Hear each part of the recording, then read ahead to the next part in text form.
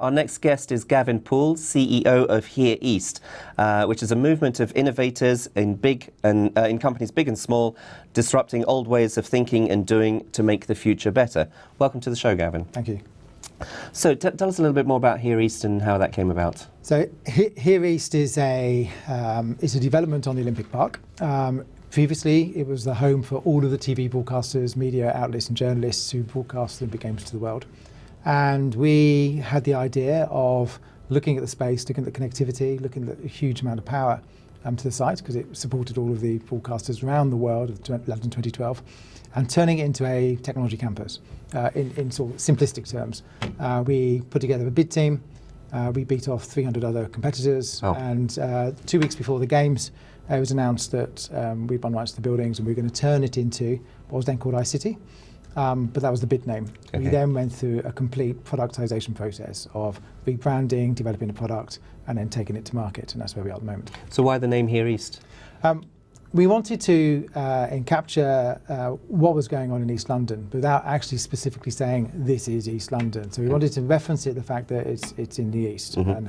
And why was that? Because if you remember back in 2012, it was a year, 18 months into the whole tech city phenomenon. It was when the government had shone a real good, strong flashlight onto what was happening in East London. And we wanted to reference that. The here bit was, it's a real marketing play. So, that language that comes out of that is like, where are you? I'm here. Why aren't you here? Come here, meet us here, play here, work here. So for us, it's a Here East, and then that's a brand which we can then take out and then we can roll out across the nation or globally. Fantastic.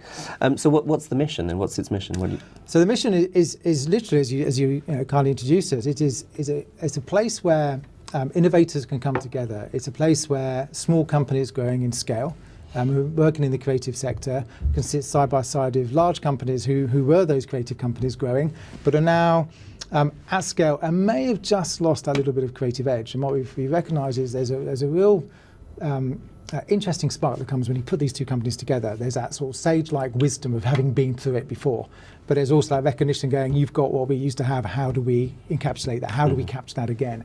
And I think bringing that together is really important. That's the first thing. The second thing is creating a space where we can bring together all of these people. So we've designed the space not just to fit it all of offices and fit all companies, that there are places which are designed where we can get people to come together in a very, very public way.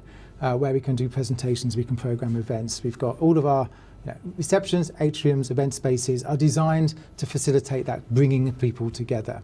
And that's what it is all about, is that how do we get the collaboration working? But also, we recognised that there was a gap in the market. It's not really sort of market segmentation, it was more about people needed a home, and those people were those who were the prototypers, the product designers, the manufacturers, and there was this new wave of internet industrialists who were trying to do things in offices and which really weren't fit for purpose. And we said, look, we'll build somewhere where not only can it be designed, not only can it be marketed, not only can it be put online, but actually we can prototype it as well. So if you go into a pitch, which many people go to pitch with a business plan and talk about spreadsheets, balance returns, and they go, oh, by the way, got the actual here product. It is. Yeah, exactly. And then, can you do that? Can you make it yellow? Absolutely. And it can do this and do this, that. And we thought prototyping was definitely the way forward. And that's something I learned many, many years ago while I was going through university. That's very cool. And obviously, at the moment, the whole sort of tech scene happens in Old Street and Shoreditch and so forth. And obviously, I'm a big fan of Here East because it's just down around the corner from where I live in Stratford. But how do you think that's going to affect kind of the people that are sort of used to being in Old Street? Are you going to be able to get them to come over to Stratford? But the first thing is the tech scene is not just around Old Street. Right. As I said before, very carefully chosen words, is the tech city was the government shining a very strong spotlight on what was happening around something quite unique, around a collection of businesses which happened to be around the roundabout in Old Street and the surrounding areas. I'm an ambassador for London in the tech world, so I work with London Partners and I work with the mayor to promote London as a tech city is London. It doesn't matter whether you're north, south, east or west.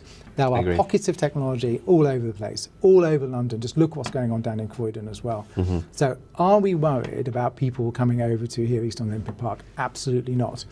Did we have a lot of resistance back in 2011, 2012 when we were putting the vision and we started to road test it and talk about this? Absolutely. I'm not claiming victory, well, I kind of am, but 55% pre-let, we are claiming victory, but we see this move. It's not just a march east, we see a move across London as more and more companies coming to London, as more and more startups are getting the investment and are starting to grow. And there's plenty of opportunity and there's plenty of new space coming on the market, but here east is totally unique. We get confused about being arrogant by saying we don't have any competition at all. We genuinely don't think we have got any competition, because actually what we've got is totally unique. But it's a unique space in the sense, I mean, it's kind of all one kind of area, whereas everything's disparate in all the other areas of the town. That is, and you know, we're about to announce next month the Innovation Centre and how that's going to be configured and what it's going to be called and the programmes that's going to run through that. But also sitting alongside that, we've got universities. And when we were looking at how do you build a technology cluster? You know, is it organic growth? Is it sort of serendipity? Or is it actually, can we kind of, not manipulate too strong, but can we build a bespoke cluster? The one thing we notice around the world is you need access to high-end academic talent. Now, we're in London, which is, you know, the fastest growing academic capital in the world internationally. It's the growth of international students coming in is the place where knowledge is being created.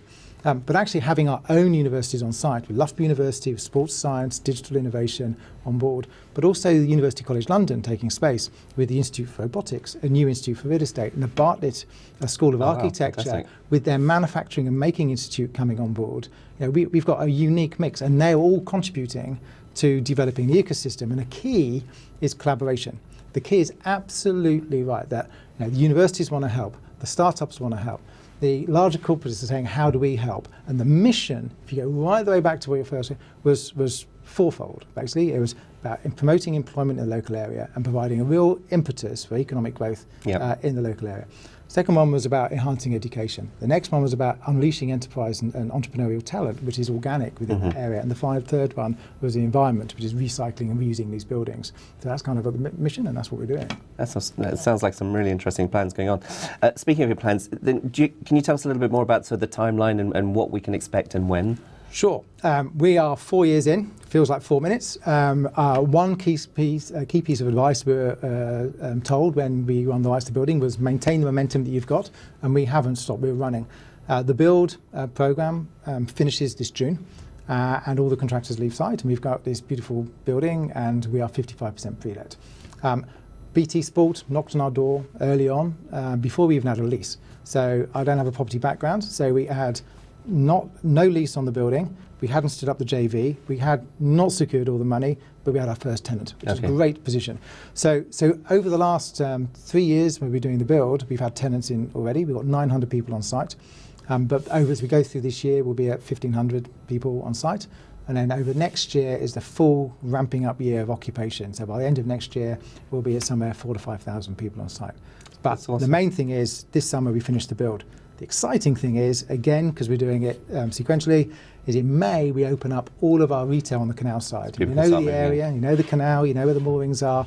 We've got a whole host of independent restaurants and bars and pubs and cocktail and coffee shops all on the canal side, ready for this wonderful summer that's fast approaching us. That sounds really exciting, and I have a ton more questions, but sadly we have to leave it there. So thank you very much for coming in this evening. Gavin Poole, CEO of Here East.